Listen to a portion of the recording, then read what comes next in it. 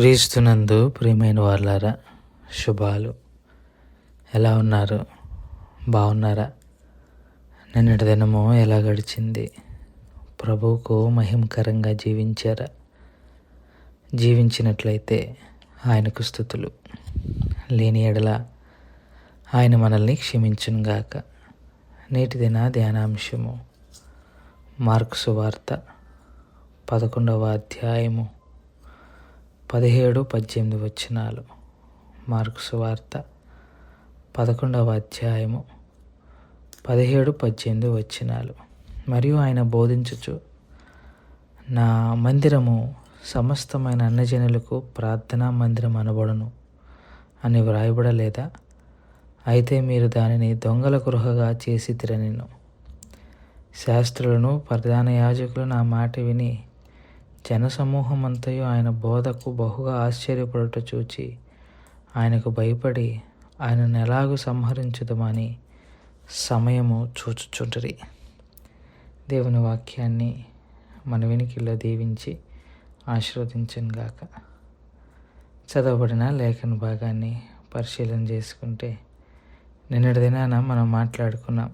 యేసు ప్రభువారు యెరూషలేములోనికి ప్రవేశింపబడి యెరూషలేము దేవాలయాన్ని శుద్ధీకరిస్తున్న సందర్భంలో ఆ రోకలు అమ్మేవారిని, మార్చేవారిని, గువ్వలో అమ్మే పీఠములను పడతోసేసి ఏ పాత్రను కూడా మందిరంలోనికి రానియకుండా ఆయన ఆపేసి, తర్వాత వారికి బోధ చేస్తూ, నా మందిరము సమస్తమైన అన్యజనులకు ప్రార్థనా మందిరం అనబడును అని వ్రాయబడలేదా అన్న మాటను యేసు ప్రభువారు అక్కడ ఉదాహరిస్తారు. ఈ మాట యెషయా గ్రంథము 56వ అధ్యాయము 7వ వచనంలో ఉంటుంది. దాన్ని ప్రభువారు ఇక్కడ వాడినట్టుగా మనం చూస్తాం. నిన్న మాట్లాడుకున్నాము, అన్యుల కొరకైన మందిర స్థలంలో ప్రధాన యాజకులు వ్యాపారాన్ని ప్రారంభించినందుకు యేసు ప్రభువారు కోపగించుకొని దాన్ని ఖాళీ చేస్తారు. ఎందుకనంటే దేవాలయము ఆరాధన కొరకు వాడబడాలి, అది వ్యాపారం చేయటానికి కాదు. అన్యజనులకు కూడా అది ప్రార్థనా మందిరం. అది కేవలం యూదులకే కాదు, అన్యజనులకు కూడా అది ప్రార్థనా మందిరం.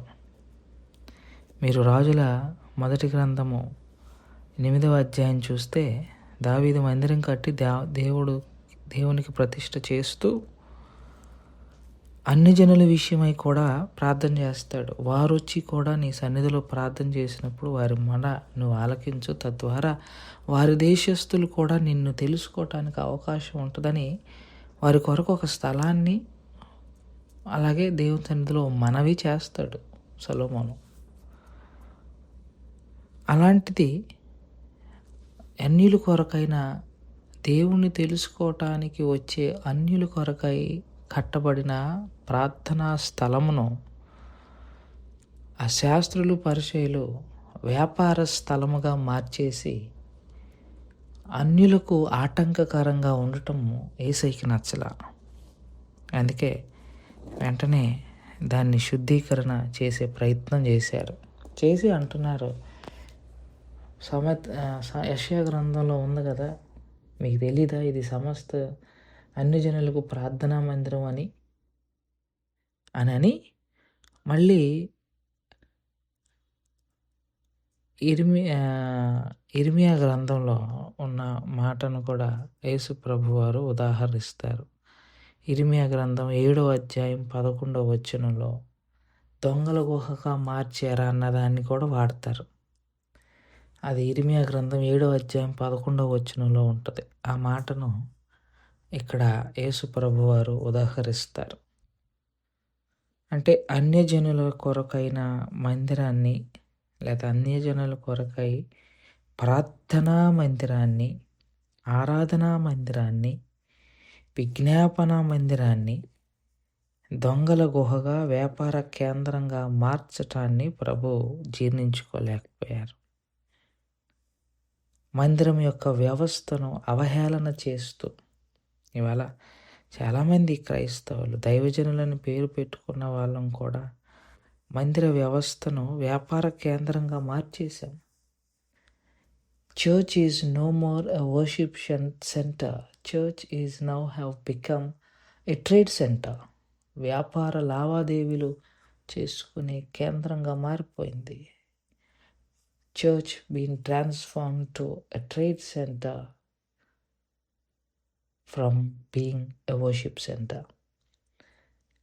ఆరాధనా స్థలముగా నుండి వ్యాపార కేంద్రంగా మందిరాలు మార్చిపడ్డాయి. దేవుడు దాన్ని ఊరుకోరు, అది ఖండించబడుతుంది.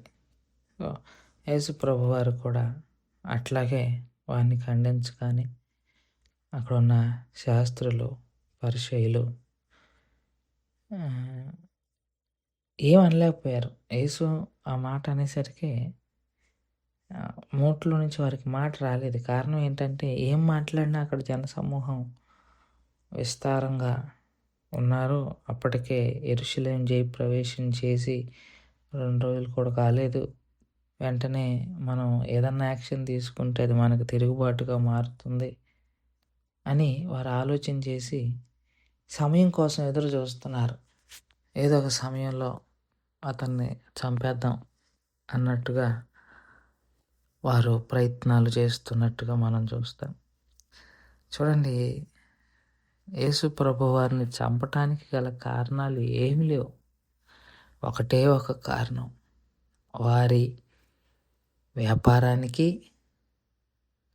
వారి పొజిషన్కి. పొజిషన్ అంటే వారి రాజకీయ మతపరమైన స్థానాన్ని కాపాడుకోవటానికి యేసయ్యని సిలువ వేయటానికి కూడా వెనకాడలేదు.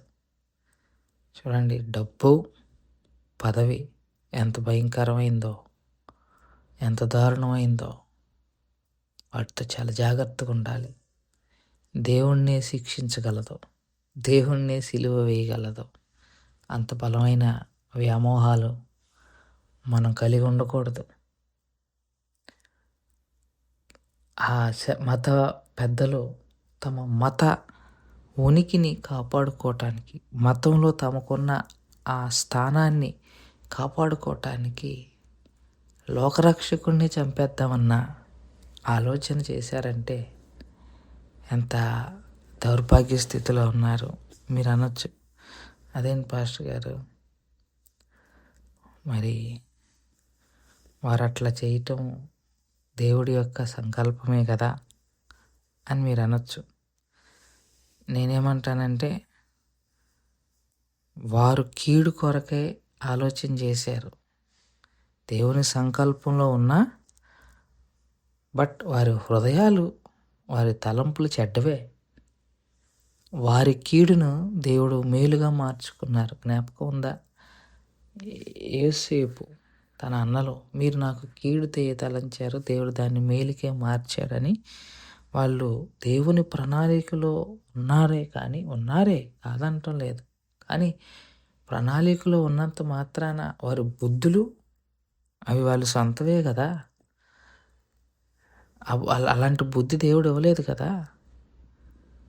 వాళ్ళు మంచోళ్ళుగా ఉండుంటే ఇంకొక రకంగా ఆయన అప్పగించేవాడేమో తండ్రి. బట్ వీళ్ళు ఆ బుద్ధులు చూపించగలిగారు. కనుక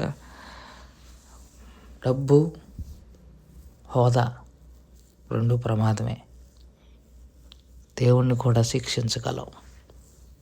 దేవుడి మాటలు దీవించి ఆశీర్వదించును గాక. ప్రార్థన చేసుకుందాం. మమ్మల్ని మిక్కిలిగా ప్రేమించిన మా ప్రియ పరలోకపు తండ్రి, మీ పాదాలకు స్తోత్రాలు. చెప్పబడిన వాక్యాన్ని బట్టి మీకు స్తోత్రాలు. విన్న వాక్యం మా హృదయంలో భద్రపరచుకొని వాక్యానుసారంగా జీవించగలిగిన కృపను దయచేయమని యేసుక్రీస్తు ప్రభు వారి పుణ్యనామములో అడిగి వేడుకుంటున్నాం తండ్రి. ఆమేన్. God bless you.